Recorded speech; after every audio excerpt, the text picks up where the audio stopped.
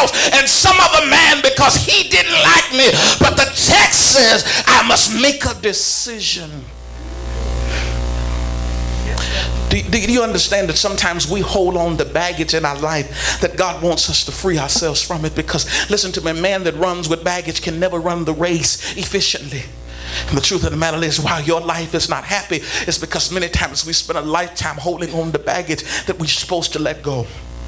And see, I know this ain't a popular message because this ain't God gonna bless you in 3 days and he's gonna give you a new Cadillac and a Lexus in 2 weeks. This ain't popular because I'm messing with your mess. Because trust me, when I had to deal with this message, I had to realize that I thought I was the master of forgiveness. I thought I forgave everybody and I let everything go. But as I begin to deal with this, I begin to look at my crooked ways in part of my personality and realize that I harbor unforgiveness that I didn't realize that I harbored. Because the truth of the matter is that sometimes you can never go to the next direction that God has in your life because you're so looking back to past relationship, past connection, past hurt. You can't even love the man you with right now because you're so busy looking at how everybody else has treated you. So you measure them based on the standards, young lady, of how every other man has treated you in life. But the writer of the text says, I forget it.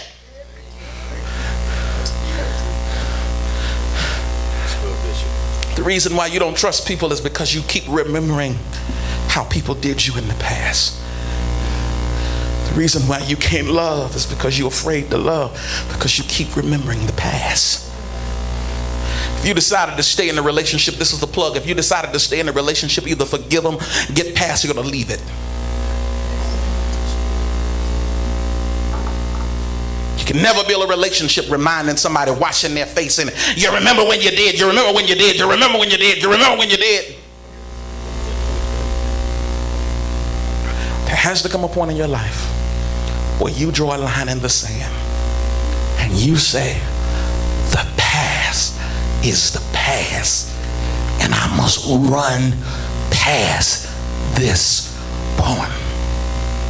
Many of you are living in bondage to things that happened to you years ago.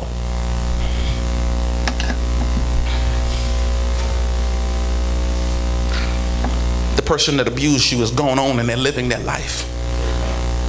But you're encapsulated in an experience that happened to you years ago that you never got past. The rejection, the isolation, and you're still there. They're making more babies, they're having more children, they're buying more cars, they're living more lives, they're doing great things, they're enjoying their life, but you're still living in the moment. They made you do something that you said you would never do, but you did, and now you wear the scars of what you did, and so you're so busy angry about the fact that he didn't treat you right back in that day. He's moved on, life has moved on, the chain of life has progressed, but you're still living in the past. And so the writer says to me that I cannot be encapsulated in the moment. Some of us are living the moment and someone's eating cereal now, flipping a hamburger and getting ready to eat it now, and we're living in the moment of what has happened to us. They've moved on. Shh. They're not even talking about you anymore. They're done with you. The writer says,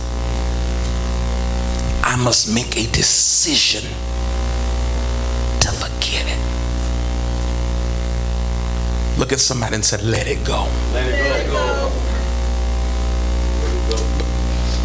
The truth of the matter is the hardest thing for most people is to let it go. How do you let it go? I'm going to help you. Promise. Zip that Bible up. Can you zip it up? Will it zip? Zip it up. I'm going to help you. I'm almost done. I promise I won't keep you long this morning. Promise. Yes, sir. Give me that other Bible.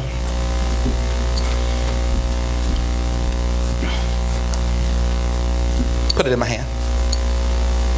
Give me that water. Put it in my hand. Give me that basket over there.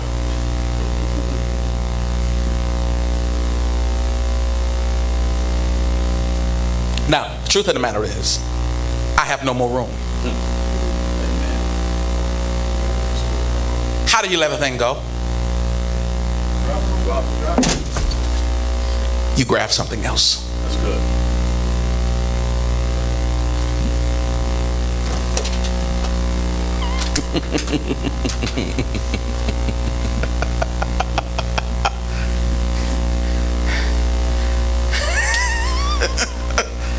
Look at someone and say, it's time to grab something different. That's all. The truth of the matter is that long as I held this Bible in my hand and the other Bible in my hand, I could not even manage, watch this, the connection appropriately. So this is why some of your relationships didn't work, because you was trying to handle the baggage of yesterday with the current baggage of today. That's good. And so they never felt like you loved them because you were so busy holding on to stuff that hurt them. They said, it's just like you don't love me the same way. Yeah, they were right, because you were so busy dealing with the stuff of the past that you've never given them a fresh break to start loving them in the new. And so you're juggling too much in your hand. The only way you do it is that you've got to make a decision that there's some things you're going to have to drop. So he says, I forget, I drop, I release, I make a decision. Watch this, watch this. It's in the text, it's in the text. Please watch this in the text. He says, I forget those things which are behind me. And I reach forward. Watch this, reach. Remember I told you it was all in the reach, letting go. I reach forward to the things which are ahead. So he says, I start making new plans. I stopped living in my past. I stopped singing the same blues. I stopped looking at that picture. I stopped going to their Instagram. I stopped trying to look at their pictures. I stopped remembering the old love letters. I stopped going to the places I used to go. I stopped hanging around slow drive by their house. I cut that out. I stopped talking about them. I stopped gossiping. I stopped tearing them down. I stopped talking about them like a dog. This one thing, I reach forward. Look at somebody and say, you've got to reach for something else. In order to let things go, you've got to reach for something else. Tap your neighbor on the shoulder, say, baby, you've got to reach for greater things. Look at somebody and say, the hell with it, the hell with it, the hell with it. I'm letting it go. I'm reaching for something else. It hurt me, it scarred me, it abused me, it destroyed me. Why are you holding on to the things that destroyed you? Why are you holding on to the things that made you go cuckoo for Cocoa Pop, almost go crazy? You must make a decision. Today I let it go. That's good, Bishop. Preacher. Yes, sir. I won't hold on to the hurt. I won't hold on to the pain. Yes. I can't. But Reverend, you don't know how they did me. You don't know what I've been through. They were cheating and they messed my life up. They were doing stuff and I was trying to be faithful and loyal. They was playing with my mind, playing games and tricks with my head. You don't know what they've done to me. You don't know how they've schemed and they've plotted. You don't know what they've said. You don't know. I was in school and they took my chances.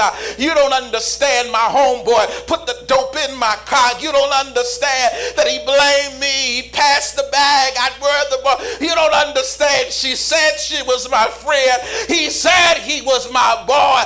We were down like 4 flat tires. We were committed to be friends. I never thought this would happen, but today I make a decision. Come on now. Yes, sir. I acknowledge that it has happened.